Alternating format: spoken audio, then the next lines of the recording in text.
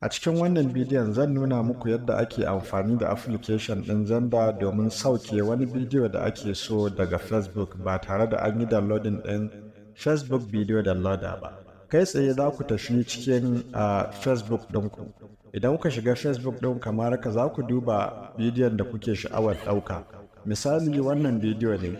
Sai ka shiga wannan ɗigo-ɗigon guda uku da ke saman bidiyon. Idan ka shiga zai nuna maka wuri kamar haka sai ka yi danna akan copy link. Idan kai copy link sai ka fita sai ka tafi kan ainihin Xender ɗin da ke kan wayarka. Idan ka shiga Xender ɗin da ke kan wayarka zai nuna maka fuskar Xender ɗin kamar haka. Daga can ƙasa za ka ga akwai playlist, akwai share, sannan kuma akwai inda kake dannawa domin sending da receiving. Sai kuma wani abu da aka rubuta social a jiki. Sai ka danna wannan social ɗin da shine za ka yi amfani. Daga sama ga shi inda za ka yi pasting ɗin link cikin wani ɗan akwati sai kuma ga paste and download daga gefe. Wannan paste and download ɗin shine inda za ka danna domin pasting ɗin link ɗin da ka ɗauko. Ga shi ka yi pasting kamar haka.